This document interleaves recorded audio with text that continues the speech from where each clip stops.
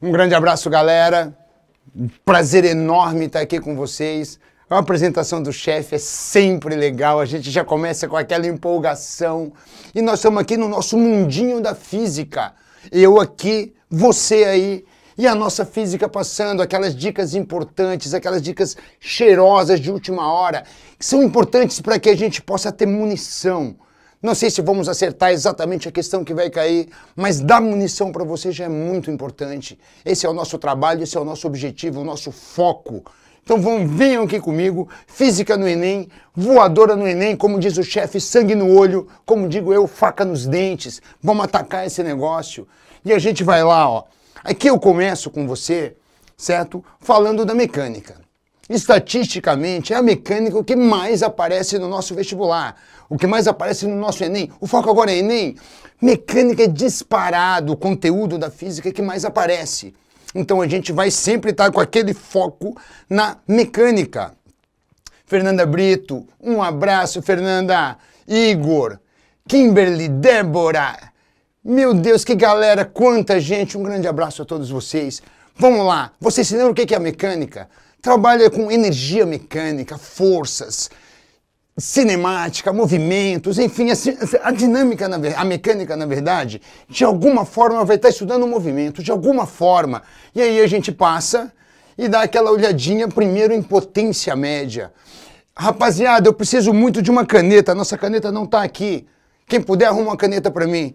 Então, olha só, quando eu falo em potência média, a potência é a grandeza que ela é central, ela centraliza toda a mecânica por um motivo muito simples. Uma potência média é um trabalho dividido por um tempo, ou uma variação de energia dividido por um tempo. Então sempre que envolver uma potência, sempre que a gente tiver algo envolvendo potência, eu vou linkar energia e tempo. A velocidade com que se gasta energia, a velocidade com que se realiza um trabalho. E quanto mais veloz eu for nesse trabalho, quanto mais rápido eu for... Cadê? Aqui! A caneta estava aqui, só eu que não vi. Quanto mais rápido se realiza esse trabalho, se gasta essa energia, mais potente essa máquina vai ser, essa pessoa vai ser. Então, quando a gente fala em potência média, olha aqui, cadê? Eu quero um marca-texto, e eu quero um marca-texto roxinho. Potência média não apareceu, o meu marca-texto não apareceu. O que está acontecendo aqui? Minha caneta tão puxando meu tapete. Não está riscando aqui. Vamos lá, rapaziada, dá uma olhada aqui para mim. Quando a gente falou em potência média, trabalho por tempo, deixa eu dar uma ilustração para vocês. Vamos dar uma ilustração. A ilustração é a seguinte. Lembra do filme Matrix? Keanu Reeves, um filme que, poxa, tá certo, que faz um tempinho já, mas eu acho que todo mundo assistiu. Nesse filme, o que acontecia? As inteligências artificiais tomavam conta, que é uma coisa que está acontecendo agora, nesse momento, inteligência artificial borbulhando, e de repente todos os grandes mecanismos dos seres humanos passaram a ser controlados por máquinas, por inteligências artificiais. E, de acordo com a trama do filme, essas inteligências artificiais, essas máquinas, superaram o ser humano e entraram em conflito com o ser humano. Por dominarem todos os recursos, as formas de produção de energia e os maquinários, começaram a ganhar essa guerra, certo? Criando máquinas, exterminadores de homens, e assim as máquinas começaram a vencer os seres humanos. E qual era a ideia central do filme? Que só vai aparecer mesmo lá no Matrix 3, é onde a ideia vai aparecer. Mas o que aconteceu é que nesse conflito, nessa guerra entre humanos e máquinas, as máquinas acabaram vencendo. E os seres humanos viram como única opção cortar as formas de energia das máquinas. E aí não tinha outra forma senão estourar alguns artefatos nucleares, algumas bombas nucleares, para poder criar uma nuvem que tampasse o Sol. Afinal, o Sol é a grande fonte de energia da Terra. Então, ao bloquear a energia solar, tecnicamente você acaba com as hidrelétricas, acaba com os ventos e acaba com a produção de energia para que as máquinas pudessem apagar. Só que as máquinas entenderam que os seres humanos, ao viver, Eles geram uma quantidade de energia. Afinal, pensa, uma dieta de 2.000 quilocalorias, que é uma dieta média de um ser humano, você transforma isso em joules e divide pelos 86.400 segundos que tem em um dia, você vai ter energia, 2.000 quilocalorias vezes 4,2 de energia, divide isso pelo tempo, dá uma potência aproximada de 100 watts. Então a potência média de um ser humano, que tem uma alimentação média, é de 100 watts. As máquinas entenderam isso. Então, já que elas não tinham uma fonte solar de energia, o que elas passaram a fazer? Elas passaram a cultivar seres humanos. Olha que ideia genial! Então, elas mantinham esses seres humanos, cultivando esses seres humanos em pequenos locais, só que os seres humanos não conseguiam gerar energia suficiente, eles morriam. Então, as máquinas entenderam que os seres humanos tinham que, pelo menos, pensar que estavam vivendo. Então, criou-se a Matrix, que era um programa de computador conectado diretamente aos cérebros dessas pessoas, onde elas acreditavam que estavam vivendo. E acreditando que estavam vivendo, geravam energia para alimentar as máquinas. Que ideia genial! 100 watts por pessoa, você cultivando 1 bilhão de pessoas, você tem energia suficiente para alimentar essas máquinas. É ou não é uma coisa legal? Então, olha, só para você ter isso como ilustração, tá? A potência média de um ser humano, em torno de 100 watts. Não passa disso. 100 watts eu consigo ter a energia média, numa dieta de 2.000 quilocalorias, pelo tempo que são os 86.400 segundos de um dia. É ou não é uma coisa legal? Então, quando a gente fala em potência, é isso que eu tenho que ter em mente sempre. Potência média, marca texto. Opa, agora apareceu, agora foi. Então, agora a borracha eu apago aqui. Agora o marca-texto. Potência média, então, trabalho realizado que corresponde a uma variação de energia pelo tempo em que esse trabalho levou para ser realizado, em que essa energia levou para ser gasta. Essa relação me dá a unidade de trabalho, a unidade de potência, que é o watt, que significa joules de energia, dividido por segundo de tempo. Joule por segundo é 1 watt. Logo, 100 watts, que é o equivalente a uma lâmpada. Tem algumas lâmpadas aí de 100 watts, certo? São 100 joules de energia para cada segundo em que aquilo está funcionando. Essa é a potência média. E a nossa potência média, eu citei esse exemplo dos seres humanos, se você comparar, por exemplo, com um chuveiro tem em torno de 6.000. Estou falando de uma média, tá? Alguns têm mais que isso, outros menos, mas são 6.000 watts. Entende o que significa um chuveiro funcionando? 6.000 watts seriam algo em torno de 60 vezes 100, 60 pessoas gerando energia na Matrix alimentariam um chuveiro. Porra, que 60 pessoas! Entendem? Essa é a lógica, essa é a relação que a gente tem de potência. Então a potência acaba centralizando todos os exercícios possíveis de mecânica. Todos eles acabam de alguma forma passando pela potência. Por exemplo, vamos dar uma olhada nesse aqui. Isso aqui é o Enem 2015. Olha só, um carro solar é um veículo que utiliza apenas energia solar para sua locomoção. Tipicamente, o carro contém um painel fotovoltaico que converte a energia do sol em energia elétrica, que por sua vez alimenta um motor elétrico. A imagem mostra o carro solar Tokai Challenger, desenvolvido na Universidade de Tokai, no Japão, e que venceu o World Solar Challenge de 2009, uma corrida internacional de carros solares, tendo atingido uma velocidade média acima de 100 km por hora, considerável para um carro que usa somente energia solar.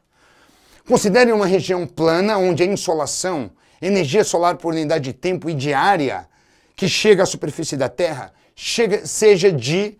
Agora vem a parte importante, vem os dados da minha questão. Seja de 1.000 watts por metro quadrado. Então você tem uma insolação de 1.000 watts para cada metro quadrado. Guardem essa informação. E que o carro solar possua massa de 200 kg. Outra informação importante para a resolução da minha questão. E seja construído de forma que o painel fotovoltaico em seu topo tenha uma área de 9 metros quadrados e um rendimento de 30%. Bom, tenho tudo o que eu preciso.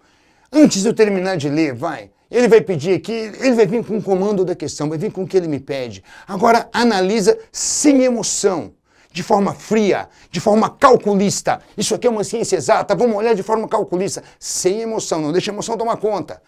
Eu tenho a insolação, são 1000 watts para cada metro quadrado. E eu sei que a área são de 9 metros quadrados. Então você tem uma área de 9 metros quadrados e são 1000 watts para cada metro quadrado, logo, imediatamente eu entendo. 1000 watts por metro quadrado, 9 metros quadrados, isso vai me dar um total de 9000 watts. Então eu tenho 9000 watts disponíveis ali. Só que tem uma coisa, esses 9000 watts, as máquinas não conseguem um rendimento de 100% e a gente sabe disso. E ele me informou que o rendimento dessa máquina é de 30%. Então isso aqui seria a potência total disponível da energia solar que atinge o painel fotovoltaico. Mas eu tenho um rendimento de 30%, então isso aqui vezes 0,3, que corresponde aos meus 30%. Logo, de 9.000, 0,3, você tem 2.700. Botei zero demais, me desculpa aí. Você tem 2.700 watts de potência útil. Opa! O problema está na minha mão. O que é mesmo uma potência? É um trabalho dividido por um tempo ou uma variação de energia dividida por um tempo. Eu já sei a potência. Ele vai me dar o trabalho e vai pedir o tempo, ou ele vai me dar o tempo e vai pedir o trabalho. Não pode ser diferente. Vamos ver o comando da questão agora. Desprezando as forças de resistência do ar, o tempo, olha aqui o que ele está me pedindo, o tempo que esse carro solar levaria a partir do repouso para atingir a velocidade de 108 km por hora, é um valor mais próximo de problema resolvido. Afinal, vamos comigo bem rapidinho aqui na nossa lógica. Potência é variação de energia dividido pelo tempo. Eu sei o valor da potência. Isso aqui já está na minha mão. Certo? A potência é útil, claro. A potência total descontando os 70% que ele pede, pegando só os 30% de rendimento dele. Isso aqui está na minha mão. Agora a variação de energia por tempo. Ele quer encontrar o tempo. Logo, para isso, eu preciso da variação de energia. Se o carro partiu do repouso e atingiu uma velocidade de 108 km por hora, qual foi a energia que ele ganhou? Uma energia cinética. E olha lá o problema caindo na minha mão. Essa variação de energia é uma variação de energia cinética. E energia cinética, todos nós nos lembramos. É mv ao quadrado sobre 2. Eu sei a massa, 200 quilos.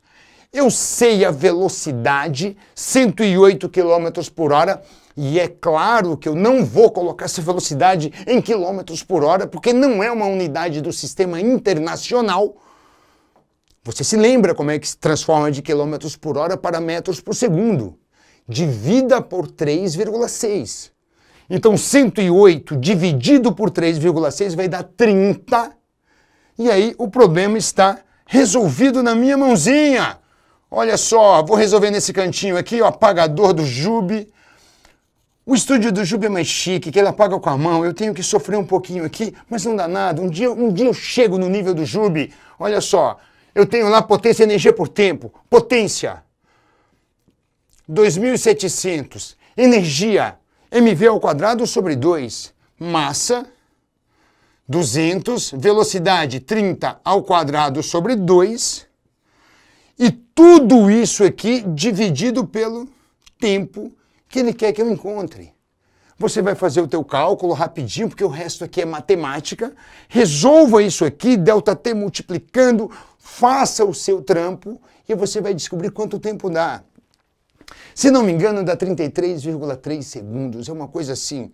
Viu? A potência centralizando todo o problema. As potências são sempre muito importantes, sempre muito importantes. Potências, um abraço João Pedro Braga, Frank, Thiago, Vinícius. Deixa eu ver, tem mais aqui. Débora do Carmo. Princípio de Arquimedes, não sei se terei tempo, Débora, me desculpa, mas se eu tiver eu dou um toque, eu prometo, eu me lembro de você. Um grande beijo de qualquer forma.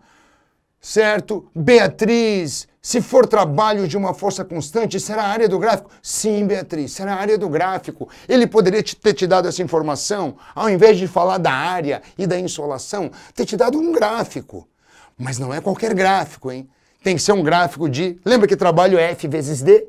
Tem que ser um gráfico de força por distância. Aí sim você pode calcular pela área de gráfico. Vamos lá ver, vamos dar uma olhada nessa questão. Usinas. Nunca vi um concurso, uma prova de física gostar tanto de usinas. Por quê? Porque envolve potência. E a potência é fácil de contextualizar a energia. A usina de Itaipu é uma das maiores hidrelétricas do mundo em geração de energia, com 20 unidades geradoras e 14 mil megawatts de potência total instalada. Apresenta uma queda de 118. Deixa eu ir selecionando isso aqui, vai. Ó. São 14 mil megawatts, são 20 unidades geradoras e uma queda de 118,4 metros e uma vazão nominal de 690 metros cúbicos de água, claro, por segundo. Para cada unidade geradora, são 20 unidades geradoras. O cálculo da potência teórica leva em conta a altura que eu tenho, representada pela barragem, a gravidade local eu também tenho, 10 metros por segundo ao quadrado, e a densidade da água, são 1000 quilogramas por metros cúbicos. Lembra, a gente normalmente lembra que a densidade da água é 1, mas é 1 grama por centímetro cúbico. Grama por centímetro cúbico. No sistema internacional eu multiplico por 1000 e chego a 1000 quilogramas por metros cúbicos. A diferença entre a potência teórica e a instalada é a potência não aproveitada. Então, o que a gente chama de potência não aproveitada ou simplesmente potência dissipada, ele diz aqui que a diferença entre a potência teórica, e a potência instalada. Ou seja, a potência instalada é aquilo que ela fornece, a potência teórica é aquilo que ela poderia fornecer se não houvesse nenhum tipo de dissipação. Certo? O total é a potência teórica. O que ela fornece é a potência útil. Então, a potência instalada é a potência útil. Ele pergunta aqui para mim, qual é a potência em megawatts não aproveitada em cada unidade geradora? Então, a potência não aproveitada é a diferença entre essas duas. Lembrando que ele já me deu a potência instalada, que são 14 mil megawatts em todas as unidades, mas são 20 unidades. Poxa, se são 20 unidades e 14 mil megawatts, isso significa que 14 mil dividido por 20 vai dar 700 megawatts. 700 megawatts de potência instalada para cada unidade geradora. Vezes 20, eu tenho as 14 mil que a usina de Itaipu promete. Isso é o que ela promete. Então, para eu descobrir qual foi a potência não aproveitada, eu tenho que dar um jeito de calcular essa potência teórica. E como é que eu poderia calcular a potência teórica? Eu vou no contexto, eu vou no conceito de potência. E potência nada mais é do que um trabalho dividido por um tempo ou uma variação de energia dividido por um tempo. E é aí que eu chego no meu cálculo precioso. Afinal, qual é a variação de energia que uma água tem, uma massa de água tem, quando sai de uma certa altura e desce até uma altura mais baixa? Qual foi a energia que variou? Bom, o que variou foi uma energia potencial gravitacional. E energia potencial gravitacional é mgh. Eu sei o valor da gravidade, eu sei o valor da altura, agora eu preciso descobrir quanta massa de água está descendo. Tudo isso dividido por tempo, por ΔT. Bom, A gravidade eu sei, 10 metros por segundo ao quadrado. A altura eu sei, 118,4 metros. Eu só preciso descobrir quanta massa de água cai para cada unidade de tempo. E é aí que entra a vazão. Olhem para a vazão. 690 metros cúbicos por segundo. E eu sei que cada metro cúbico de água são 1000 quilos. Então, na verdade, essa massa é de 1000 quilos por segundo. Portanto, a potência vai ser massa 1000 dividido para cada 1 segundo. Não precisava ter colocado esse 1, eu só coloquei 1 porque eu ganho bem, o Jubilu me paga bem. Então é 1000 dividido por 1. Isso vezes a gravidade, 10, vezes a altura, 118,4. Só que aqui são 1000 quilogramas vezes 1 para cada metro cúbico. Só que são 690 metros cúbicos vezes 690. Então, 690 1000 quilos de água por segundo, uma gravidade de 10 e uma altura de 118. Você vai fazer o teu cálculo aqui e vai descobrir qual seria a potência teórica. Essa potência teórica, se não me engano, dá 800 e alguma coisa megawatts. 800 e alguma coisa megawatts menos os 700, que é o que ele fornece, vai te dar a potência dissipada. Ou seja, a potência não aproveitada. Eu não quero chamar a atenção para o resultado, eu quero chamar a atenção para o processo. O processo é entender que a potência centraliza toda essa parte, é através de uma potência que ele consegue colocar toda uma maquiagem de questão. Então a potência, meus caros, minhas caras, ela é muito importante para nós, certo? A Débora disse que a questão é inteligente, mas é complicada para fazer. É complicada, tá ruim para todo mundo, Débora, não tá fácil para ninguém. A gente quer atingir o nosso objetivo, mais pessoas querem atingir esse objetivo. Então a gente tem que ser competitivo, a gente tem que botar o sangue no olho e ir para cima da questão. Voadora na questão, esse é o nosso slogan, esse é o nosso lema. Voadora na questão, voadora no Enem. É assim que a gente faz. Difícil, é claro. Sabe por que é difícil? Porque muita gente quer. E se muita gente quer, a gente tem que chegar na frente. A gente luta para isso, certo? Não para ficar fácil, porque muita gente conseguiria. A gente luta para a gente conseguir chegar, certo? Rafael Nascimento, se o cálculo for monstruoso, devemos arredondar. Sim, arredondar é uma coisa importante. Deixa eu ver. Mateus, que bola é essa no pescoço do grego? Cara, eu tenho uma bola aqui, o Jubilu qualquer dia explica isso para vocês. Eu tenho uma fístula branquial. Eu tenho aqui no meu pescoço uma brânquia. Eu nasci com uma brânquia. Sabe que as fendas branquiais, elas regridem na fase embrionária à medida que os pulmões se formam. Uma das minhas brânquias, uma dessas fendas branquiais não regrediu totalmente. Então eu nasci com uma brânquia. Eu só não consigo respirar debaixo d'água, eu já tentei. Se eu conseguisse, talvez eu não estivesse por aqui. Venham comigo. Olha só, teorema da energia cinética. É outra coisa que relaciona trabalho com variação de energia cinética. E é um teorema, ele pode ser demonstrado, não é difícil demonstrar, mas a minha ideia é saber que se trabalho é uma variação de energia cinética, eu tenho que lembrar que trabalho é força vezes um deslocamento, e que energia cinética é mv² sobre 2, mas como é um delta, é uma variação, é uma energia cinética final menos uma energia cinética inicial. Velocidade final e velocidade inicial.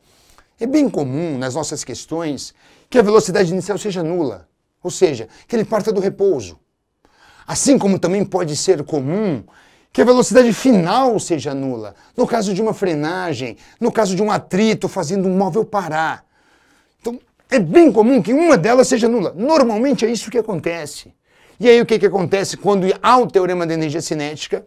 Ele pode te pedir direto o trabalho, ou ele pode te perguntar alguma coisa sobre a força, sobre o deslocamento, envolvendo essa variação de energia cinética.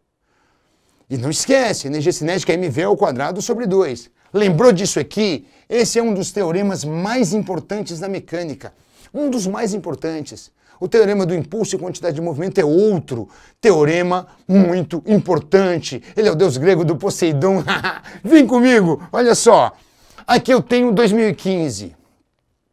Uma análise criteriosa do desempenho de Usain Bolt na quebra do recorde mundial dos 100 metros rasos mostrou que, apesar de ser o último dos corredores a reagir ao tiro, ou seja, o cara ainda é meio lentão, velho, para reagir, o tempo de reação dele não é muito bom. Apesar disso, os seus primeiros 30 metros foram os mais velozes já feitos em um recorde mundial, cruzando essa marca em 3,78 segundos. Até se colocar com o corpo reto, entenda que o corredor, quando ele está disparando, o corpo dele está inclinado para frente ainda. Isso significa que se ele parar, ele cai. Então ele tem que acelerar. Enquanto o corpo dele ainda está inclinado, quer dizer que ele ainda está acelerando. Então ele deu 13 passadas até chegar com o corpo reto, mostrando a sua potência durante a aceleração, que é o momento mais importante da corrida. Ao final desse percurso, Bolt havia atingido uma velocidade máxima de 12 metros por segundo, o que vezes 3,6, dá em torno de 40 km por hora, cara, o cara correndo. Supondo que a massa desse corredor seja igual a 90 kg, então olha só, você tem uma massa de 90 kg. Essa é a massa do corredor, certo? Qual foi o trabalho total realizado nas 13 primeiras passadas? Então ele quer que eu descubra quanto vale o trabalho. Esse eu não sei. Ele quer que eu descubra. Um erro seria, trabalho é força vezes distância. E aí eu vou ter um problema. Eu não sei quanto de força o Bolt está fazendo no chão e o chão está reagindo sobre ele. Então eu teria um problema muito sério para tentar resolver isso aqui, pensando em força e deslocamento. Eu também não sei exatamente quantos metros foram nas 13 passadas. Ele disse que nos primeiros 30 metros foram os mais velozes, mas em nenhum momento ele me garante que esses 30 metros foram nessas 13 passadas. Então eu não tenho certeza disso, nem da força nem do deslocamento. Mas eu consigo achar o trabalho por um outro caminho. O teorema da energia cinética me diz que trabalho é variação de energia cinética. Então talvez esse seja o caminho indicado para que eu encontre o trabalho realizado por ele. Se a variação da energia cinética é a energia cinética final menos a inicial. Como eu tinha te lembrado, um corredor ele parte do repouso. Então a energia cinética inicial é zero. Basta que eu calcule a energia cinética final. Massa vezes velocidade final ao quadrado sobre 2. E aí você percebe que eu tenho tudo o que eu preciso? A massa do Bolt ele me deu 90. A velocidade, ele me disse que atingiu ao final deste percurso uma velocidade máxima de 12 metros por segundo. 12 ao quadrado sobre 2. Olha para cá, problema resolvido. Porque afinal, o resto aqui é matemática. Chegar numa resposta não é o objetivo dessa aula, desse aulão. O processo é o objetivo, repito. Olha o processo aqui. Aqui, é claro, vai ficar 90. Vezes, aqui é 144 dividido por 2, 72. 90 vezes 72 vai dar uma certa quantidade de joules, eu sei. Certo? Esse resultado não é o que me importa nesse momento. Não vou perder uns segundinhos fazendo o cálculo. No entanto, veja o processo. Uma forma de chegar ao trabalho sem saber nem a força e nem o deslocamento. Certo? É isso que eu preciso. Vamos lá. Ondulatória. Há uma coisa que aparece muito no nosso Enem. Como o Enem gosta de ondulatória. Enem são questões contextualizadas e contexto. Cara, as ondas estão presentes no nosso cotidiano, em tudo que vocês imaginarem. Tem alguma onda, algum tipo de emissão de onda, recepção de onda. Então, onda é uma coisa importante. Adrian, o que é TEC? TEC é o que eu estou explicando. TEC é o teorema da energia cinética. Trabalho é igual a variação de energia cinética. E isso é TEC. Agora vamos lá, ondulatória. Olhem que figura legal. Pelo que eu vejo aqui, tem alguma goteirinha caindo aqui na água, gerando essas ondas circulares, mas outras pequenas gotinhas caindo ali, ó. Então você tem a onda principal, que me parece que é a que tem mais intensidade, e algumas outras menores aqui ao redor, passando umas pelas outras. o que é uma das propriedades mais importantes da onda, da ondulatória, das ondas. O fato de ondas serem independentes. Elas podem passar umas pelas outras, interferir, gerar interferências construtivas e destrutivas, mas cada uma segue a sua vida depois, como se nada tivesse acontecido. Isso é uma coisa muito interessante, isso é uma coisa muito legal. Vamos lá, Tiago Lopes, um abraço, Alexandre Toniato, Ana Laura. Fala sobre fenômenos ondulatórios. Vou falar, minha querida, vou falar. Segura um pouquinho, interferência também eu vou falar. Olha lá. Primeiro, ondas, equação fundamental. Equação fundamental da ondulatória, V igual a lambda F. V igual a lambda F, vou lamber feridas. V igual a lambda, professor, lamber feridas. Cada um lambe o que quiser. Mas V igual a lambda F, na verdade, se você parar para pensar, é um cálculo de velocidade como qualquer outro. Porque pense, uma onda, a gente representa dessa forma aqui, tá? Um trem de ondas. Uma onda senoidal, você se lembra do que significa a palavra senoidal? Quem não se lembra, vai lá na matemática, lembra como que é a função seno. A função seno tem um formato parecido com isso aqui. Então, isso aqui é uma senoide, é uma onda senoidal. E um comprimento de onda é a distância desse ponto aqui até esse ponto aqui, ó. Essa distância aqui corresponde ao que nós chamamos de lambda, ao comprimento de onda, ao nosso lambda. É claro que tem algumas pessoas que preferem fazer de uma crista até a outra. Não importa, é lambda também. Eu posso fazer de um vale até outro. Não importa, é lambda também. Todas essas distâncias são iguais, certo? Isso é um comprimento de onda, é lambda. Agora, se eu quero medir uma velocidade de qualquer coisa, uma velocidade nada mais é do que uma distância sobre um tempo. Como a velocidade de uma onda só depende do meio que ela está se propagando, se eu suponho que ela se mantém em um mesmo meio, a velocidade vai ser constante. Então o que é que eu preciso? Descobrir qual é a distância que ela percorre e qual o tempo que ela leva para isso. E aí entra a chave, olha só. Distância. Qual é a distância mais evidente numa onda? É o comprimento da onda. Tempo. Qual é o tempo mais evidente em uma onda? Chama-se período, que é o tempo exato que leva para essa onda completar uma oscilação. Isso é um período. Lembra? É um T maiúsculo. Então a velocidade da onda é distância sobre tempo, então é lambda sobre período. Mas vocês também devem se lembrar que período e frequência são grandezas inversas. O período é o inverso da frequência e a frequência é o inverso do período. Isso significa que se é lambda dividido por t, e o t, que é o meu período, é o inverso da frequência, então eu tenho que isso é lambda vezes f. Olha que coisa legal. A equação da velocidade, aquela que a gente está acostumado lá da cinemática. Dividir por um período é a mesma coisa que multiplicar por uma frequência, já que são grandezas inversas, sacou? Então é daqui que vem a equação fundamental da ondulatória, V igual a lambda F, que o Enem gosta tanto. O Enem te faz calcular isso o tempo inteiro. Quase todas as provas do Enem, daquelas 45 questões, 15 são de física, e dessas 15 de físicas tem pelo menos uma que fala disso aqui, ó. Tem sido assim nos últimos anos. Olha só, vamos exemplificar com essa aqui de 2015. A radiação ultravioleta, o V, é dividida de acordo com 3 faixas de frequência, em UVA, o VB e o VC. Ultravioleta próximo, ultravioleta médio e ultravioleta distante, como os físicos gostam de dizer. Então, olha só, aqui está uma setinha apontando que a frequência está crescendo para lá. Entenda, se a galera puder dar um close aqui, entenda que essa frequência está em segundo na menos 1.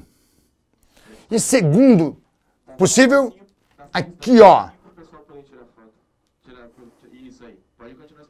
Posso continuar? Mas eu mantenho aqui ou posso voltar para lá? Pode manter aí um pouquinho. Aí. Tá, beleza. Então, ó, o segundo na menos 1 é o que a gente chama de hertz. Segundo na menos 1 é a mesma coisa que por segundo. Então, eu tenho aqui essa frequência e segundo na menos 1 em hertz. Aí, olha só, o VA está ali entre 7,47 vezes 10 a 14 e 9,34. O VB entre 9,34 e 1,03 vezes 10 a 15. E o VC entre 1,03 e 2,99. Então, eu tenho aqui as faixas de frequência. E aí ele me diz, para selecionar um filtro solar que apresente a absorção máxima na faixa do UVB, uma pessoa analisou os espectros de absorção da radiação UV de 5 filtros solares. E aqui tem os 5 filtros solares. Considere a velocidade da luz, no caso a velocidade da luz no vácuo, ou no ar, que é aproximadamente igual, 3 vezes 10 na oitava metros por segundo. E 1 nanômetro, ou nanômetro, 1 vezes 10 a menos 9. Aí agora ele me diz o seguinte, qual desses filtros solares, 1, 2, 3, 4 ou 5, a pessoa deve escolher para que ela consiga a máxima absorção nessa região aqui, ó. Na região que ela quer, na região do UVB. Que, não sei se você se lembra disso, é exatamente o UVB que é o mais perigoso para a questão de câncer de pele, que é o que a gente se preocupa tanto nos verões. E lembra, tá? O Enem é um curso de verão praticamente, você está chegando no fim do ano. Então eles relembram isso o tempo inteiro, né, nessas provas. Aí olha para isso, eu quero bloquear o UVB. Bom, pela equação fundamental das ondas, velocidade é comprimento de onda vezes velocidade vezes frequência, V igual lambda vezes F. A velocidade ele me deu, então a velocidade eu conheço. 3 vezes 10 na oitava metros por segundo. A frequência, ele me deu uma faixa de frequências. É claro, eu não vou perder tempo pegando os limites, o começo 9,34 e o fim 1,03. Eu vou escolher um valor intermediário aqui. Acredito que 1 vezes 10 na 15, um pouquinho menor do que o limite máximo, um pouco maior do que o limite mínimo. Então eu sei quanto vale a frequência. 1 vezes 10 na 15. Certo? Sei a velocidade, sei a frequência, calculo o comprimento de onda. Vem comigo. Velocidade. 3 vezes 10 na oitava. Isso é igual. Comprimento de onda vezes frequência. Eu já posso pegar essa frequência e trazer para cá dividindo. Então eu vou pegar uma frequência de 1 vezes 10 na 15. 1 vezes 10 na 15. Logo, o comprimento de onda que eu preciso, que eu procuro, é um comprimento de onda de 3. 10 na oitava dividido por 10 na 15 vai dar 10 na menos 7. 3 vezes 10 na menos 7.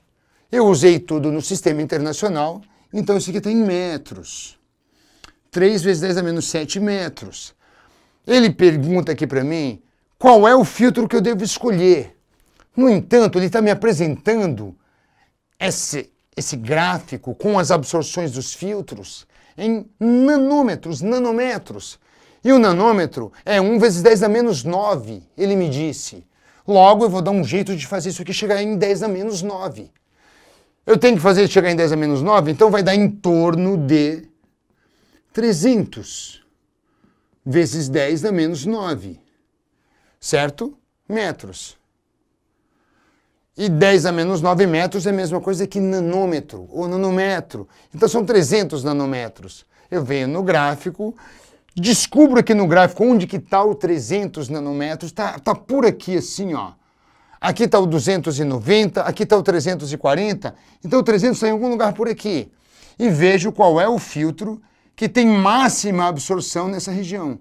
Olha qual é o filtro ali, ó. Desculpa aí. Olha qual é o filtro aqui. Então esse filtro aqui, que forma essa curva aqui, eu vou ver que filtro que é. É o filtro solar 4. Então eu acabei de descobrir que esse é o filtro que tem melhor absorção nessa faixa de comprimentos de onda que eu quero. Escolhi um filtro solar, mas para isso eu tive que lançar mão da equação fundamental da ondulatória. Grego, quando uma onda... Patrícia Santos, oi Patrícia. Quando uma onda sofre refração e muda o seu meio de propagação, ela mantém ou não sua frequência inicial ou seu comprimento? Olha só, Patrícia, o que não varia numa refração é a frequência, porque ela só depende da fonte. Agora, olha de novo, a equação fundamental me explica isso. A frequência não vai variar, mas a velocidade muda. A luz, por exemplo, quando sai do ar e vai para a água, na água ela é mais lenta, porque o índice de refração da água é maior. Então, se a luz é mais lenta, significa que a velocidade caiu. Agora faz uma análise, olhando para a equação fundamental. A frequência não mudou, mas a velocidade diminuiu. A velocidade não é o produto do comprimento de onda pela frequência? Então você entende que para esse produto me dar um resultado menor, dar uma velocidade menor, só tem uma opção. O comprimento de onda diminuiu também. Então o comprimento de onda muda na refração. Quem não muda é a frequência. O comprimento de onda e a velocidade têm proporção direta se você fixar a frequência. E é isso que eu faço na minha refração. Vamos lá. O eletrocardiograma, exame utilizado para avaliar o estado do coração de um paciente, trata-se do registro da atividade elétrica do coração, claro, eletrocardiograma, certo? Ao longo de um certo intervalo de tempo. Tá lá um eletrocardiograma, todo mundo já viu uma figurinha como essa. A figura representa o eletrocardiograma de um paciente adulto, descansado, não fumante, em um ambiente com temperatura agradável. Nessas condições, é considerado normal um ritmo cardíaco entre 60 e 100 BPM, entre 60 e 100 batimentos por minuto, certo? Normalmente é algo em torno de 80, por ali. Agora me diz uma coisa. Com base no eletrocardiograma apresentado, identifica-se que a frequência cardíaca do paciente é... Bom, nas respostas me dizia assim, se é normal, se é maior que o normal, se é menor. Enfim, como é que eu posso descobrir?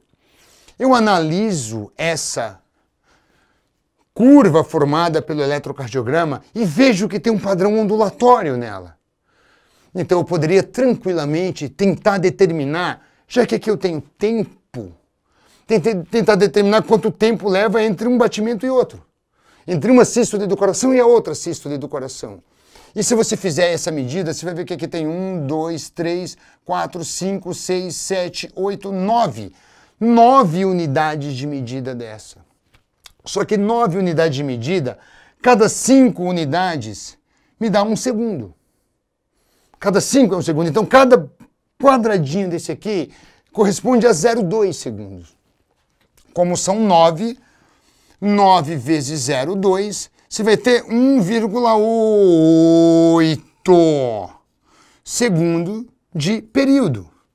O tempo que leva entre um batimento e outro batimento. 1,8 segundo. Percebe? Se você olhar para aqui do número 1 até o número 3 são 2 segundos. Essa onda levou um pouquinho menos que 2 segundos. 1,8 segundo. Bom, agora vai lá. Eu tenho isso aqui. Eu tenho período. Batimento por minuto é frequência. Período e frequência são grandezas inversas. Então lá vou eu. Se o período é 1,8 segundo, a frequência é 1 sobre 1,8 Hz. Bom, essa é a frequência cardíaca do paciente. No entanto, está em Hz. E ele me deu como referência BPM, batimento por minuto.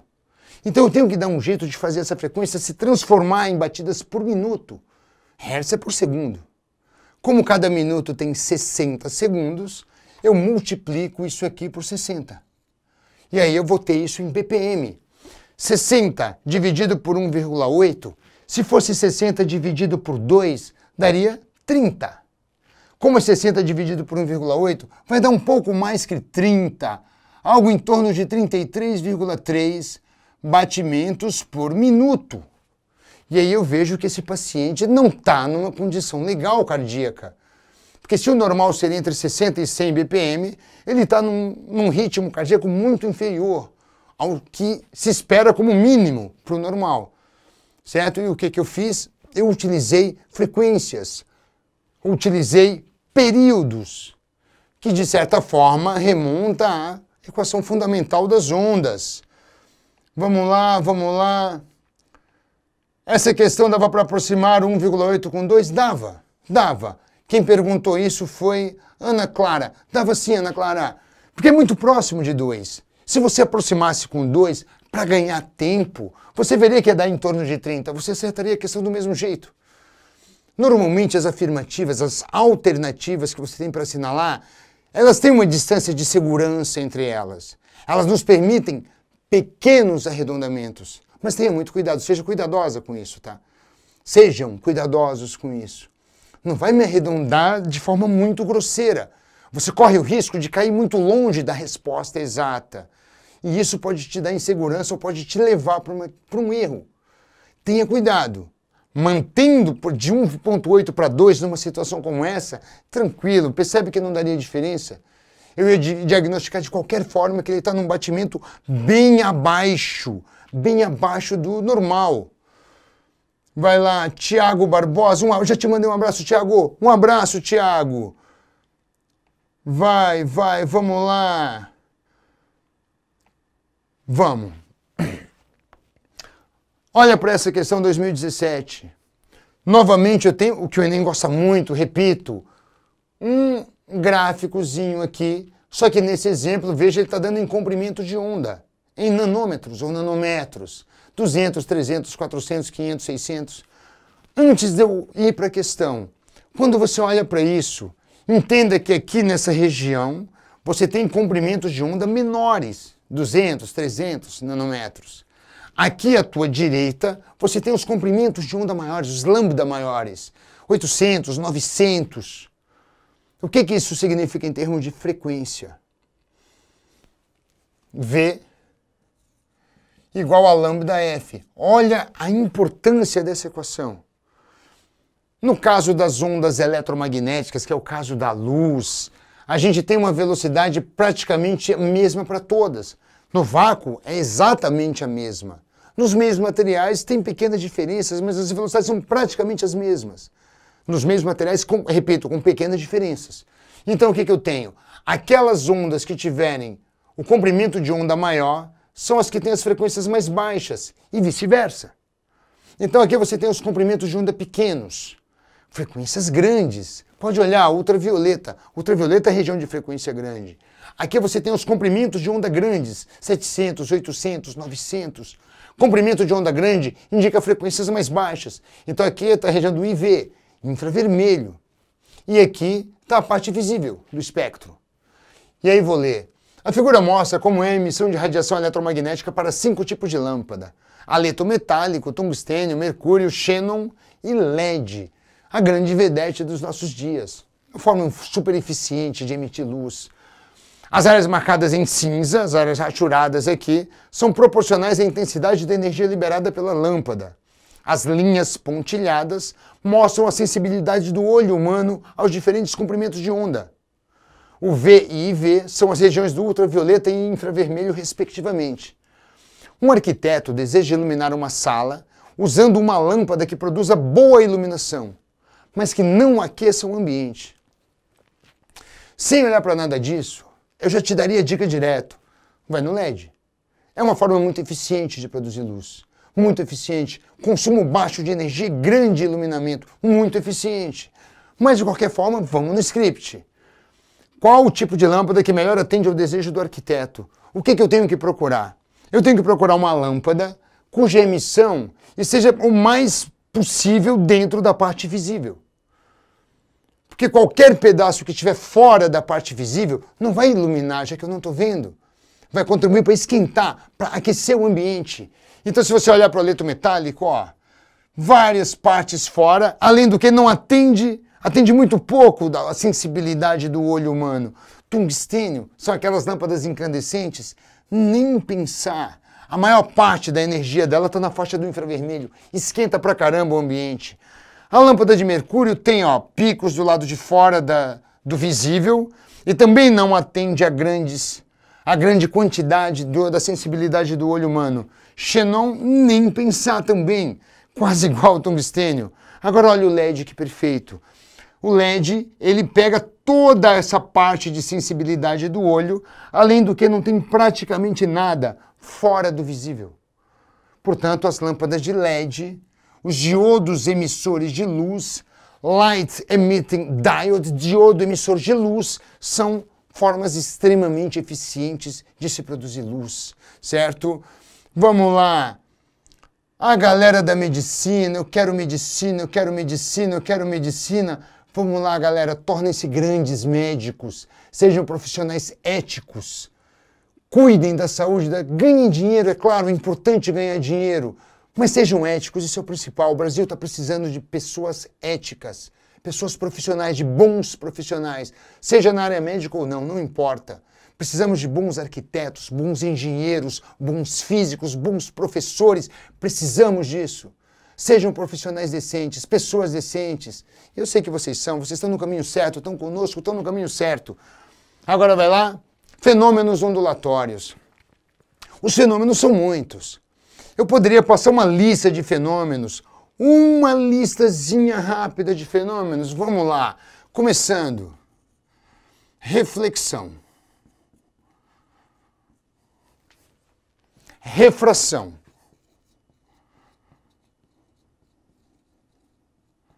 Difração.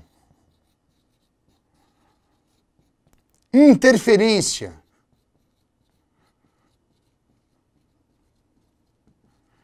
Polarização.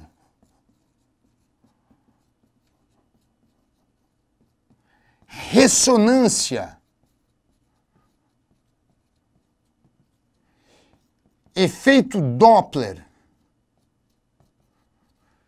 Esses são os principais fenômenos ondulatórios, certo? São fenômenos que o Enem, eu acho que não houve nenhum Enem que não citou pelo menos um desses fenômenos ondulatórios aqui. Mas tem alguns que estão muito em evidência. Por exemplo, o efeito Doppler. Por ter muitas aplicações práticas. Outro exemplo, a polarização. Muitas aplicações práticas. Vamos dar uma lembrada rapidinho. Eu tenho tempo. Como é que eu estou de tempo? Eu tenho tempo, meus queridos. Vem comigo. Ó, a Maria Aparecida disse, esse ano cai efeito Doppler. Eu não duvido, hein, Maria? Não duvido. Estou sentindo isso também, diz a Gláucia. Rafael, efeito Doppler. Eu vou citar o efeito Doppler. Mas então vai lá. Reflexão clássico. A onda atinge um anteparo e parte dessa energia é refletida, retorna ao mesmo meio. E ao retornar ao mesmo meio, não muda a frequência, não muda a velocidade e nem o comprimento de onda. Ou seja, os principais parâmetros não mudam. Muda, claro, a direção de propagação. Refração. Até comentei um pouquinho antes. Na refração é quando a onda muda de meio. E se ela muda de meio, vai para um meio que tem certas características e passa para outro meio de outras características diferentes. Uma coisa é certa, fato. A velocidade vai mudar. Isso é fato. Mas a frequência não vai mudar. Isso também é fato. Frequência não muda, a velocidade muda, o comprimento de onda vai de carona com a velocidade. Aumenta a velocidade, aumentou o comprimento de onda. Diminui a velocidade, diminuiu o comprimento de onda. Mete lá na equação V igual ao lambda F, que você vai confirmar para você mesmo que é isso que acontece, certo? Você vai confirmar para você mesmo. Grego, quando aceleramos o vídeo, ocorre o efeito Doppler? Não, porque o efeito Doppler acontece quando há um movimento relativo entre a fonte e o observador. Isso é Doppler. Quando há uma aproximação, a frequência aparente aumenta. Quando há um afastamento, a frequência aparente diminui. Quando você acelera o vídeo, você não está se aproximando dele nem se afastando dele. Portanto, o Doppler não cabe nessa situação, tá? E vai lá. E tá, difração é a capacidade de uma onda de contornar obstáculos. Interferência, duas ondas de mesma natureza passando por um mesmo meio. Quando você tem lá, por exemplo, uma crista passando por uma crista, você vai perceber uma interferência construtiva. Um vale passando por um vale, você vai perceber uma interferência construtiva. Agora, um vale passando por uma crista, aí você vai ter uma interferência destrutiva. Na interferência construtiva, você soma as amplitudes. Na interferência destrutiva, você subtrai as amplitudes. Só que tem uma coisa que é muito importante, e o Enem vai te cobrar isso.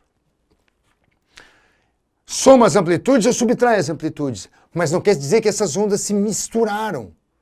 Porque existe o princípio da independência. Essas ondas são independentes. Após o evento, da interferência, cada onda vai seguir o seu caminho como se nada tivesse acontecido.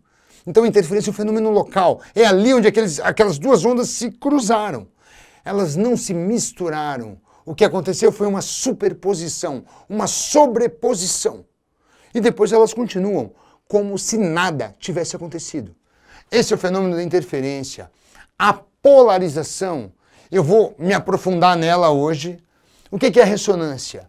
A ressonância, todo o corpo tem uma frequência natural de vibração. Pelo menos uma. Se você conseguir, com uma outra fonte, emitir uma onda que tenha uma frequência igual à frequência natural de vibração desse corpo, ou pelo menos um múltiplo inteiro dessa frequência, o que vai acontecer? Esse corpo ele vai entrar em ressonância, ele vai começar a vibrar também, desde que você acerte a frequência de vibração dele. Certo? Se você conseguir acertar essa frequência de vibração, você consegue fazer com que ele entre em ressonância.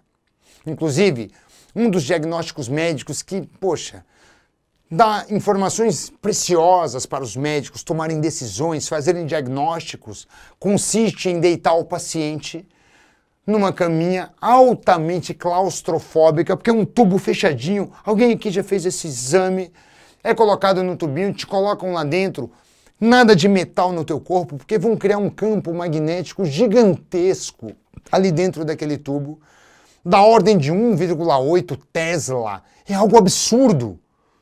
É um campo magnético tão violento, tão forte, que ele consegue orientar os spins magnéticos dos prótons do teu corpo.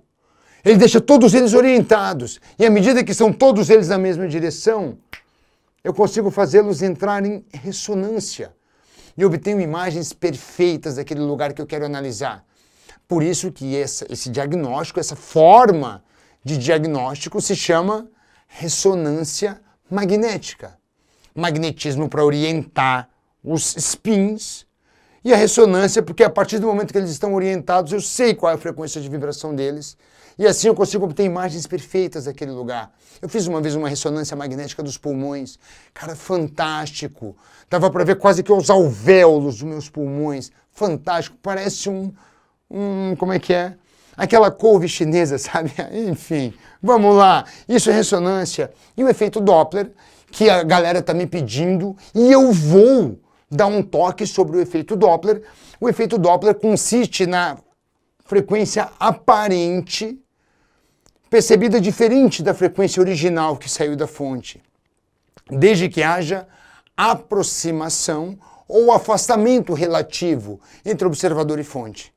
Certo? Nesse momento, eu vou dar um toque sobre a polarização. Olha só, nas rodovias, é comum motoristas terem a visão ofuscada ao receberem a luz refletida na água empoçada no asfalto. Sabe-se que essa luz adquire polarização horizontal. Para solucionar esse problema, há a possibilidade de o motorista utilizar óculos de lentes constituídas por filtros polarizadores. As linhas nas lentes dos óculos representam o eixo de polarização dessas lentes. Quais são as lentes que solucionam o problema descrito? Bom, eu já coloquei a resposta aqui. Nós tínhamos várias alternativas, mas o que acontece? Quando você tem lá, por exemplo, a superfície da água, o que separa o ar da água, por exemplo, você tem ali um feixe de luz atingindo essa superfície que separa o ar da água. Nós sabemos o que tem de acontecer aqui.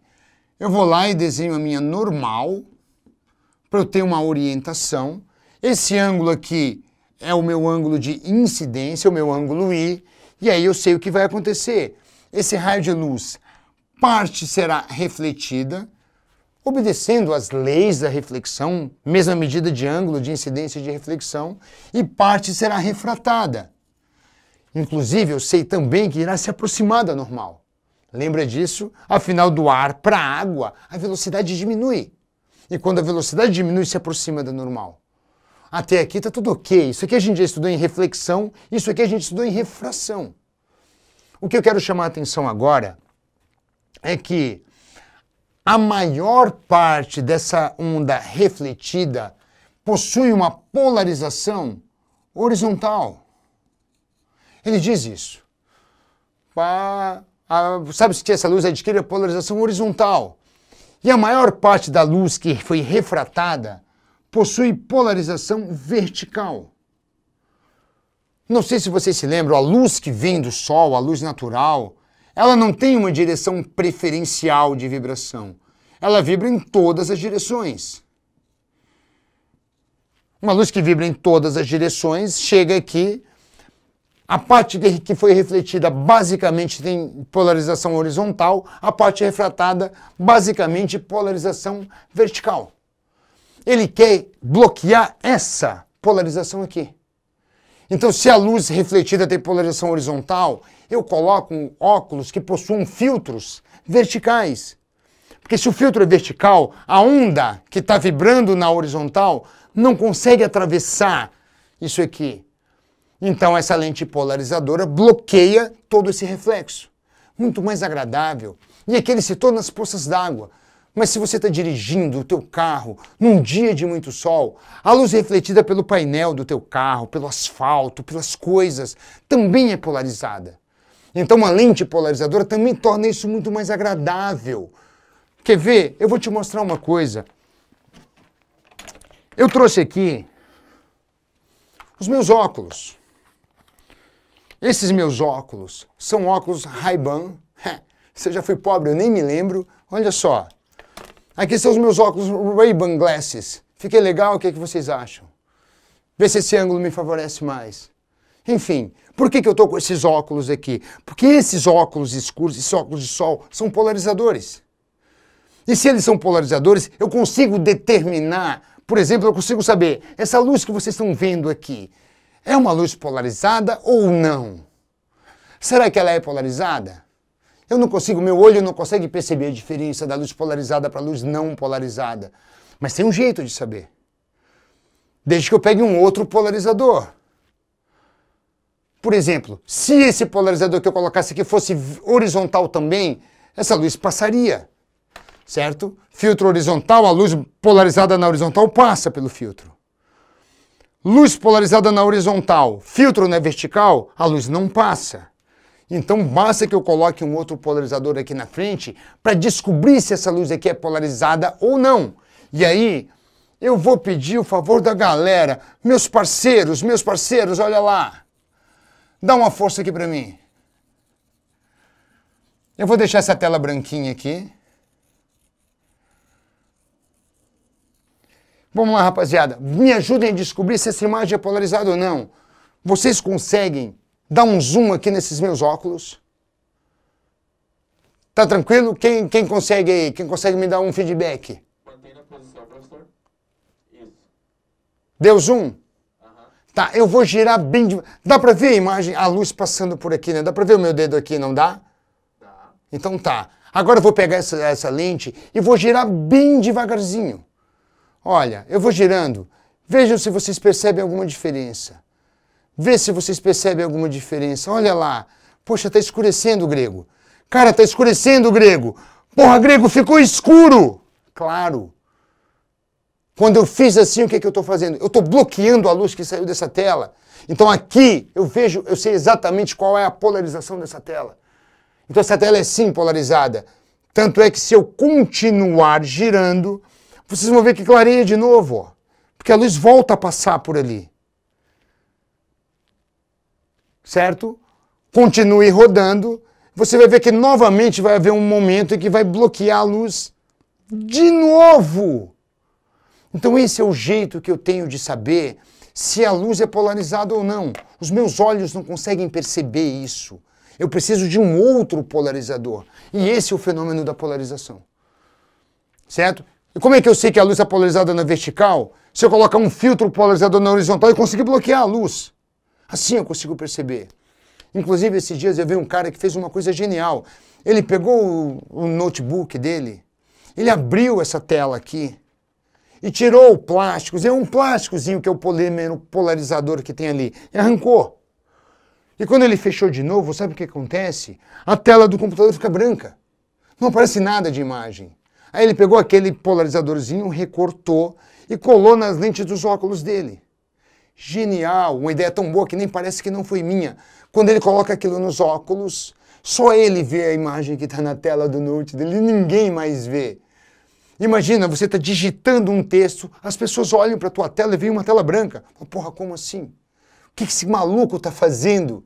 Mas você está vendo o texto ali porque o polarizador está só nos teus óculos. É ou não é uma ideia legal? Isso é a polarização. Então guardem o que é a polarização.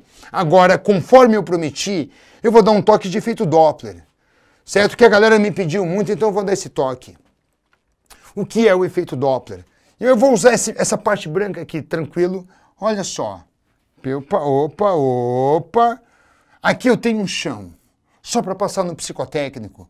Aqui eu tenho um veículo que possui uma sirene. Por exemplo, uma ambulância. Tá lá, vejam que desenho perfeito de ambulância.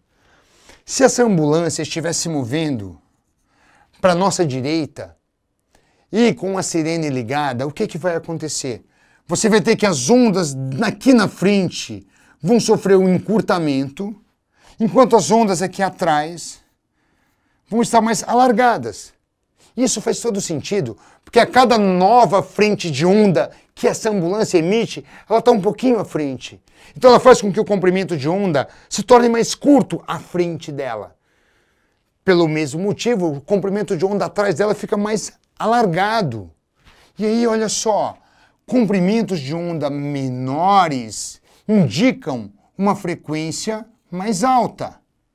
Comprimentos de onda maiores indicam uma frequência mais baixa. Isso é Doppler. Se eu estiver desse lado aqui, o que vai acontecer? Está aqui a minha orelhinha. Olha lá, se eu estou desse lado aqui, eu vou estar captando essas ondas com comprimento de onda menor. Então eu vou estar ouvindo um som mais agudo do que o que realmente está saindo da sirene da ambulância.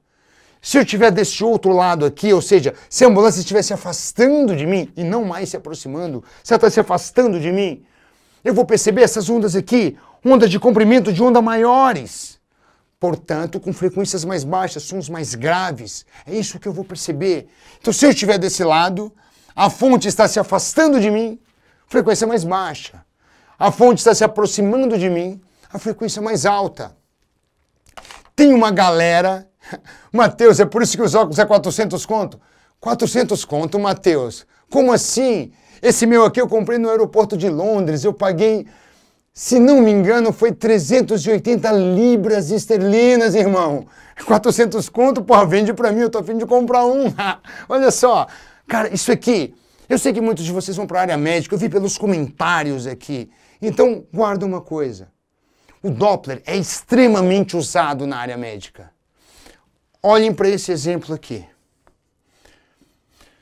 Eu vou fazer o exemplo assim, quer ver? Ó. Caneta. Imagine uma artéria. Certo? Nessa artéria há um fluxo de sangue. Então você tem sangue fluindo aqui. Se eu fizer uma suposição de que essa artéria tem um diâmetro constante, esse fluxo vai ser praticamente constante. Agora imagine que você, sei lá, tem um colesterol alto, ou o teu paciente tem um colesterol alto, é fumante, faz parte de um grupo de risco. E aos 50 anos ele começa a sentir dores no peito. Porra, dores no peito não são legais, principalmente para quem tem colesterol alto, hipertensão e tem 50 anos. Então o que o médico vai fazer? Ele vai suspeitar imediatamente de um problema coronariano. Será que não é uma obstrução coronariana? O que seria uma obstrução? Vamos tentar entender. Você vai ter aqui uma camadazinha de gordura aqui também. Então você vai ter um estreitamento nessa artéria. E aí entra a hidrodinâmica, fluidodinâmica. Quando você tem um estreitamento, isso significa que a área disponível para esse fluxo, para essa vazão de sangue, se torna menor. E quando a área se torna menor, galera, a velocidade tem que aumentar aqui desse fluxo. Velocidade aumenta para que o sangue dê conta de passar por um espaço menor. Lembra quando você tem uma mangueira, a mangueira jorra 1 metro de distância? Se você pegar o teu dedo e tampar metade da mangueira, vai jorrar 2, 3 metros de distância. Você diminuiu a área disponível para essa água passar, ela vai ter que aumentar a velocidade para dar conta de passar. E é aí que entra o Doppler. Então, o médico vai fazer um exame eco-Doppler e vai medindo a velocidade desse fluxo. Onde ele encontrar um aumento de velocidade brusco, ali ele vai dar o diagnóstico dele. Pô, aumentou a velocidade, então tem um estreitamento. Você está com uma obstrução. Dependendo do local, ele vai decidir se vai ser um cateterismo para tentar tirar essa placa de gordura daqui, ou se ele vai tirar uma safena da tua perna e contornar o problema, certo? Eu não sei, aí os médicos sabem, eu sou físico. Mas o que eu sei sobre o diagnóstico de Doppler é isso. Por exemplo, aqui no meu pescoço, essa bolinha que alguém citou, eu fui fazer um exame, uma ultrassonografia, porque tinha uma bolotinha que estava aumentando aqui. Consegue enxergar? Ó. O foda é que agora todo mundo vai olhar, não vai mais olhar para mim, vai olhar só para o meu pescoço. Mas tá vendo aqui? Então, o que o médico falou? Eu deitado na cama, o cara fazendo o ultrassom aqui, com aquele aparelhinho, né, de ultrassom. De repente ele diz assim, bom, agora eu vou fazer um Doppler. Meu coração quase parou. Eu parei de respirar naquela hora. Porque eu sabia o que ele queria fazer com aquilo. Ele estava tentando detectar se tem algum fluxo ali. Ou seja, se tinha sangue, se tinha vasos sanguíneos. Porque se tivesse vasos sanguíneos, isso seria muito mal. Isso significaria que o meu corpo estaria alimentando isso, que poderia ser um tumor. Seria muito grave. Eu prendi a respiração nessa hora. Eu estava deitado, uma tela em cima de mim, um médico ao meu lado com uma tela na frente dele. Falou, vamos fazer um Doppler. Prendi a respiração. Quando ele fez o Doppler, ele ficou branquinho. Eu olhei para ele, poxa, que bom, né, doutor? Não tem fluxo? Ele olhou para mim meio incrédulo, assim, falou, você é da área médica? Eu falei, não, eu sou físico. Ele falou, então entendi, é isso mesmo, não tem fluxo, isso é um nódulo de gordura. Já ouviram falar em gordura localizada? Pois é, no meu caso é localizada no lugar errado, eu tenho um nódulo no pescoço. Tem gente que tem gordura localizada em vários lugares. Então o batimento é que a superposição de onda, a Patrícia Santos pergunta. Sim. Olha só, quando você tem um batimento, você tem interferências construtivas e destrutivas sucessivas, desde que as duas ondas que estão interferindo tenham frequências próximas, não iguais, mas próximas. Beleza, vamos lá. Sensacional esse comentário grego. Se isso cai domingo, só jubilando, é certo? É isso aí, Gustavo. Gustavo Avelino. Toca aqui, irmão. Um grande abraço. Só jubialuno vai acertar isso aí. E vamos lá. Eu vou finalizar com a acústica, tá? Do que eu preparei para vocês, essa seria a parte final. Yasmin, Carvalho, Greguinho, Greguinho, o efeito fotoelétrico é explicado por qual fenômeno? Yasmin, eu não ia falar sobre isso, mas a tua pergunta é muito legal. Então, olha só, o efeito fotoelétrico. Você lembra que a luz, ela é dual, ela é uma onda-partícula. O efeito fotoelétrico é explicado pelo lado partícula da luz. Porque o efeito fotoelétrico é quando você tem a luz incidindo numa placa metálica, tem elétrons livres, normalmente algum ali da família 1A, um alcalino, lítio, sódio, potássio. Você tem a luz atingindo essa placa metálica e arrancando elétrons dali. E você entende que não poderia ser uma onda, porque uma onda não transporta matéria. Elétrons são pequenos pedacinhos de matéria, elétron tem massa. A gente mede a massa, a gente sabe quanto vale a massa de um elétron. Então, uma onda não poderia estar arrancando elétrons dali. Logo, o efeito fotoelétrico, que inclusive rendeu um prêmio Nobel de Física para Albert Einstein, a explicação do efeito fotoelétrico, ele explicou usando a teoria corpuscular da luz. Então é uma das provas mais contundentes de que a luz é dual. Ela é uma onda-partícula. Eu não ia falar, mas eu falei porque a pergunta é muito legal e merece. Jubialuno merece isso. Merece muito sucesso. Isabela, Gregor, o que acontece se eu usar um óculos polarizado na diagonal e estiver num local em que a luz é polarizada na vertical? Bom, luz polarizada na vertical. O teu óculos, você está como na diagonal? Luz na vertical e o óculos na diagonal. O que vai acontecer? Uma parte da luz só vai ser bloqueada. Imagina que você faz uma decomposição disso. Parte passa completamente e parte é bloqueada. Então vai ficar um pouquinho escuro. Eu lembro uma vez, eu estava abastecendo um carro num dia de muito sol e eu estava com esses meus óculos polarizadores. E assim, dando aquela olhada, eu olhei para o céu e percebi que tinha um momento que eu passava assim e dava uma escurecida no céu. Ou seja, a luz que é espalhada pelo nitrogênio da nossa atmosfera também é parcialmente polarizada. E aí eu, como físico, não podia perder a chance. O frentista abastecendo o meu carro, e aí eu comecei a olhar para o céu e mover a cabeça para lá e para cá para tentar detectar o ângulo de polarização. E passei, sei lá, alguns minutos fazendo isso, certo?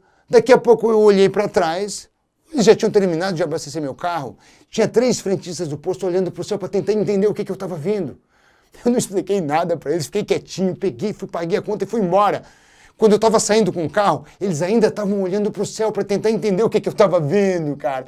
Eles não sabiam que eu era físico, que eu estava tentando ver a polarização dessa luz.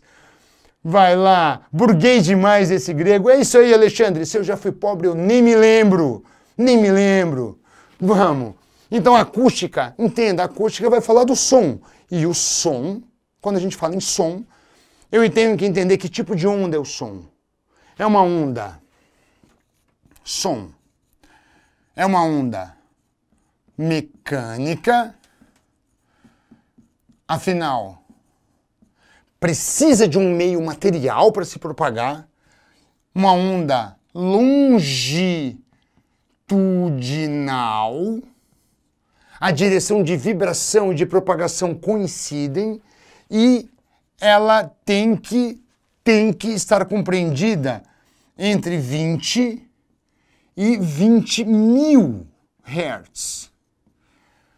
Para ser audível. Abaixo de 20 é infrassom, acima de 20K, acima de 20.000 é ultrassom. Então isso aqui é som, isso é som audível, a parte audível do som. Isso é o que a gente chama de som.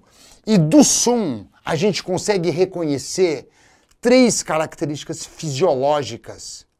Quais são as 3 características fisiológicas do som? Vocês se lembram? As 3 características fisiológicas do som são altura. Opa, eu errei alguma coisa aqui. Altura, que tem a ver com a frequência desse som. Intensidade, que nada mais é do que a potência sonora dividido pela área, tanto é que a unidade de intensidade é watts por metro quadrado, e o timbre. Como diria Pete, não adianta nem me procurar em outros timbres, outros risos. Eu estava aqui o tempo todo, só você não viu. Seu timbre, o timbre me permite diferenciar, certo? Ondas que mesmo tendo a mesma altura e a mesma intensidade, são oriundas, são provenientes de instrumentos diferentes. Eu tenho esse meu timbre, essa minha voz fanha, sexy, muito mais fanha do que sexy. É o meu timbre, é particular meu. Uma outra fonte sonora, o Jube, por exemplo, tem aquela voz de Deus dele. Aquilo ali é o timbre característico dele. Até pode existir algumas pessoas que imitam os timbres uns dos outros. O Lula, quanta gente não imita o timbre do Lula, Silvio Santos, são timbres muito característicos. No entanto, só uma fonte consegue ter aquele mesmo timbre. Eu posso ter outras fontes que imitam timbres, mas é uma espécie de impressão digital da fonte que emitiu esse som. Tranquilo? Isso é o timbre. Então a altura tem a ver com a frequência, som alto e som baixo, é um som agudo ou grave. Intensidade, potência sobre área. Unidade, watt por metro quadrado, potência sobre área, certo? Potência que a gente falou tanto hoje. E o timbre, que seria o equivalente ao formato dessa onda, vamos dizer assim, de forma mais leiga. De forma... Puxando o saco do patrão. Fernanda Brito. Um beijo, Fernanda. Guarda, o saco do chefe é o corrimão da glória, Fernanda. Então tá, aí olha só. 2015, ao ouvir uma flauta e um piano, poxa, 2 instrumentos diferentes, emitindo a mesma nota musical, consegue-se diferenciar esses instrumentos um do outro. Essa diferenciação se deve principalmente ao ou a fácil. diferenciar um som do outro com a mesma intensidade e mesma frequência, mesma intensidade e mesma altura, só se eles tiverem timbres diferentes. Então é o timbre que me permite diferenciar um do outro. E olha lá, as notas musicais podem ser agrupadas de modo a formar um conjunto. Esse conjunto pode formar uma escala musical. Dentre as diversas escalas existentes, a mais difundida é a escala diatônica, que utiliza as notas denominadas Dó, Ré, Mi, Fá, Sol, Lá, Si. Eu coloquei aqui as cifras, se alguém entende alguma coisa de cifras, eu não sei escrever como é que é em pentagrama, tal, não sei isso. Mas as cifras a gente conhece. Dó, Ré, Mi, Fá, Sol, Lá, Si. Isso aqui são 7 notas musicais, você entende? A próxima que vem, novamente começa com Dó. Então esse Dó, como são 7 notas musicais, esse Dó nós dizemos que ele está uma oitava acima. Então isso aqui é uma oitava. Aí começa o Dó de novo, uma oitava acima. Daqui a pouco vem outro Dó, 2 oitavas acima. E assim sucessivamente. Aí olha só. Considerando uma mesma oitava, a nota Si, que é essa aqui, é a que tem a menor... Bom, não é a que tem a menor frequência.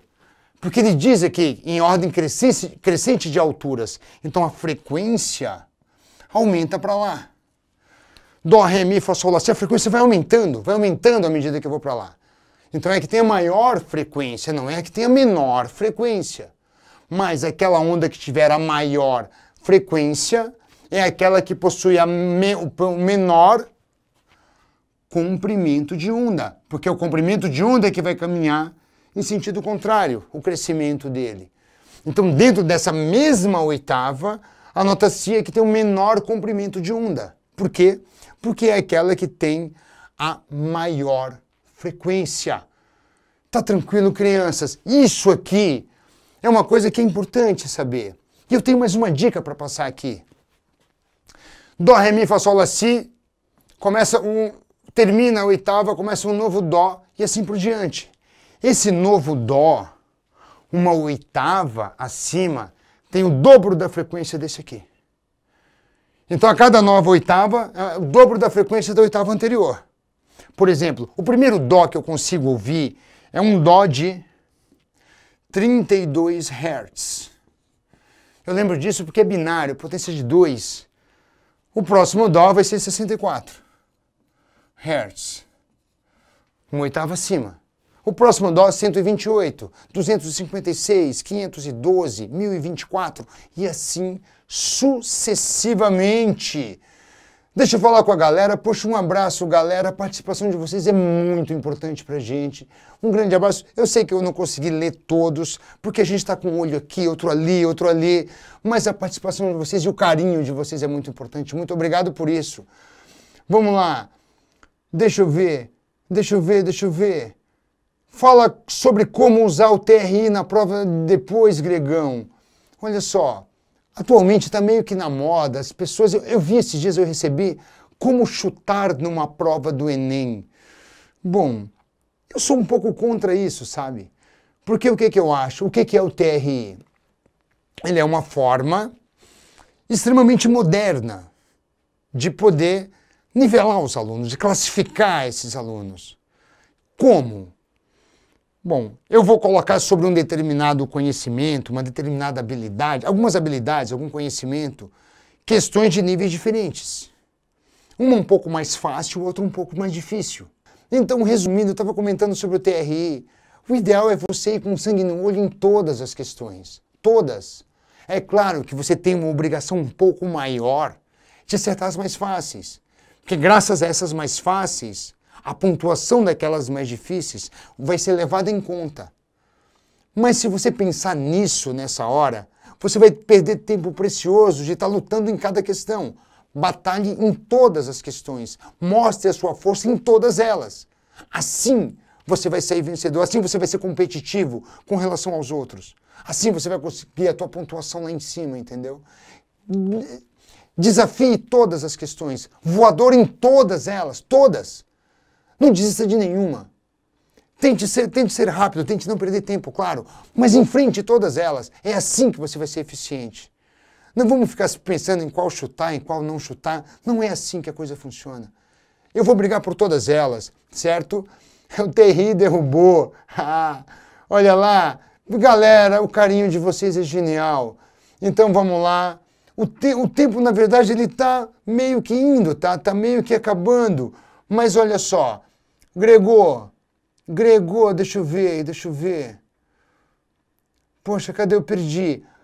Danilo Santana Lopes, abraço, Danilo.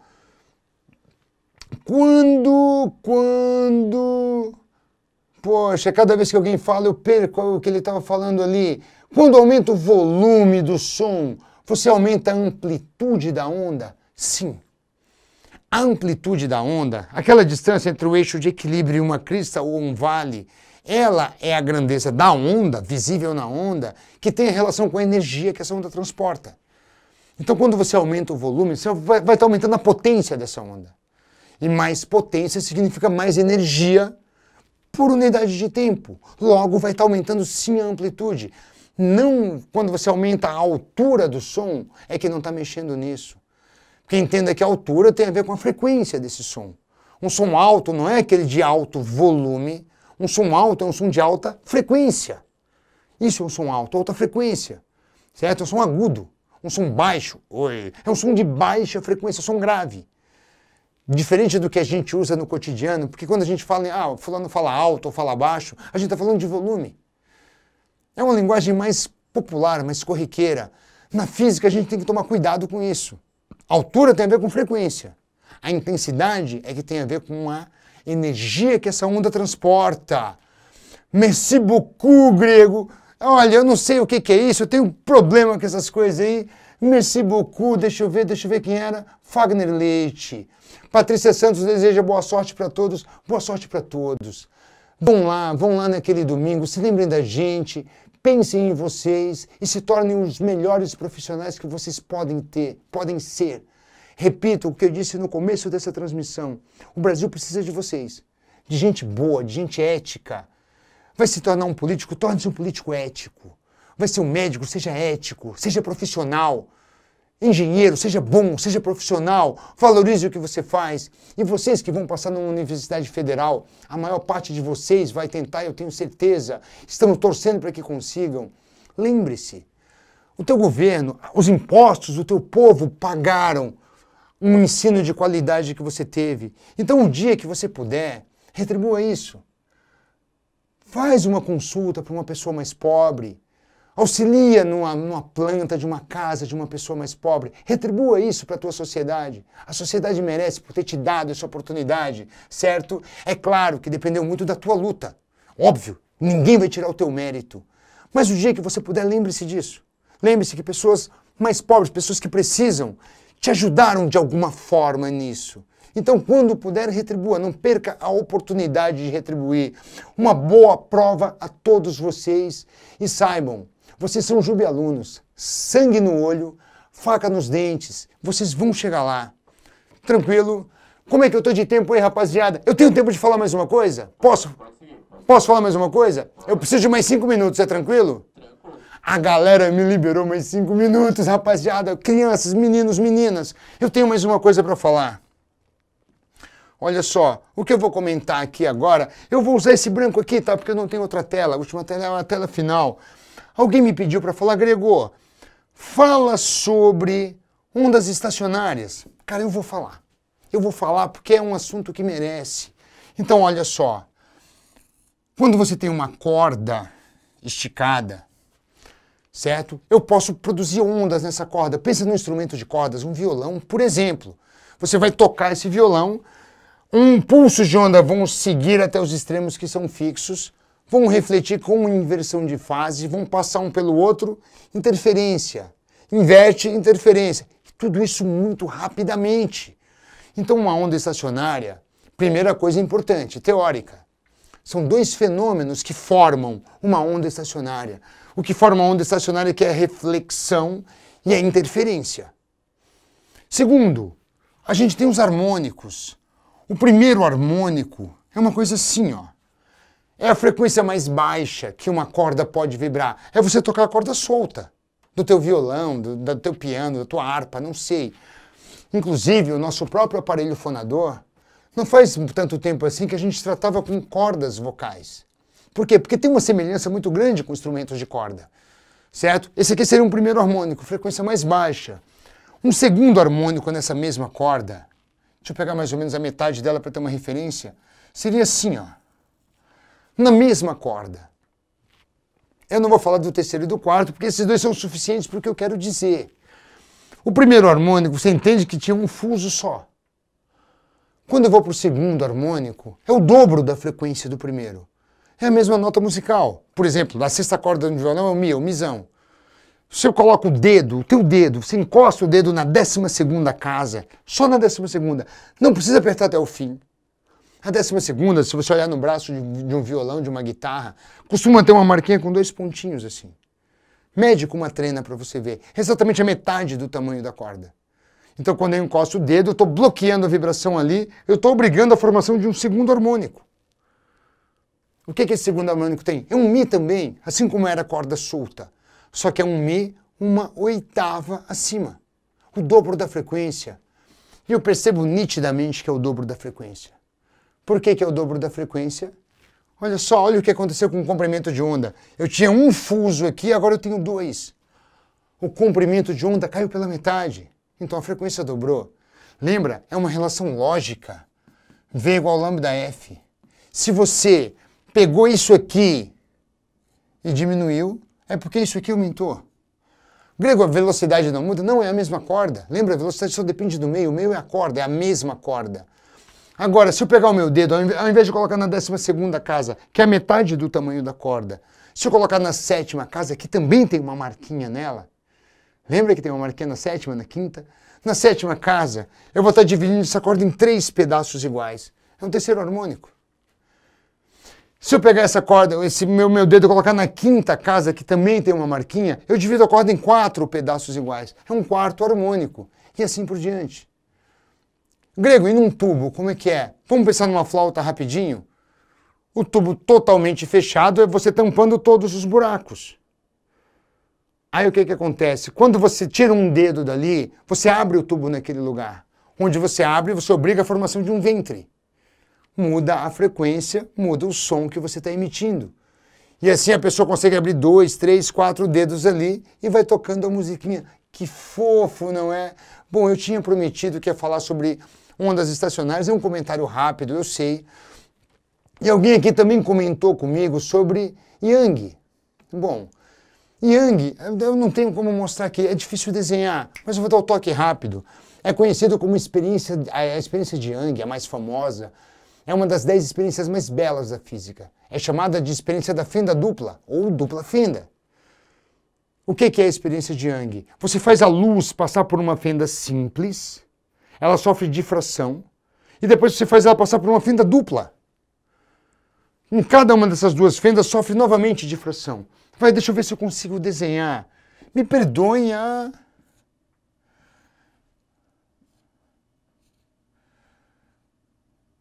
O desenho ruim, tá? Me desculpem, mas vocês são gente boa, vocês vão me entender. Então você tem a onda vindo aqui, a onda luminosa. Passou por essa fenda, difração. Acaba atingindo as duas outras fendas. Então vai sofrer difração aqui. E vai sofrer difração nessa outra fenda também. E o que acaba acontecendo? Sofreu difração na primeira fenda. Sofreu difração nas outras duas fendas, por isso é chamado de fenda dupla ou dupla fenda.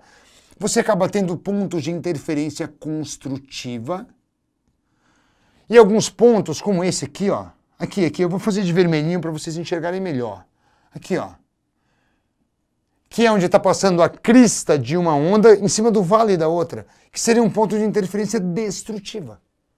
Com a luz? Sim, com a luz.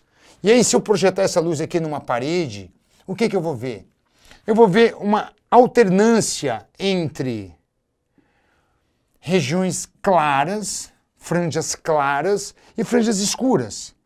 Claro, escuro, e por outro lado também claro, escuro. Isso aqui é uma intensidade grandona aqui no meio, um pouco menor aqui, um pouco menor, um pouco menor, e para o lado de lá a mesma coisa. Ou seja, você faz a luz sofrer difração, que é um fenômeno ondulatório, e faz a luz sofrer interferência, que é outro fenômeno ondulatório, então você consegue mostrar que a luz tem um caráter ondulatório. A luz é uma onda. Então a experiência de Young, da dupla fenda, serviu nada mais do que para mostrar que a luz era uma onda. Certo? Mas aí depois veio o efeito fotoelétrico para mostrar que ela era uma partícula, e no fim das contas a gente sabe hoje que a luz é dual. Ela é uma onda partícula. Crianças, desejo toda sorte do mundo para vocês. Competência vocês têm. Sorte para que as coisas se encaminhem da melhor forma possível, certo? E vai cair tudo que a gente falou aqui hoje. Vocês vão se lembrar da gente. Um grande beijo, um grande abraço. Estejam com Deus.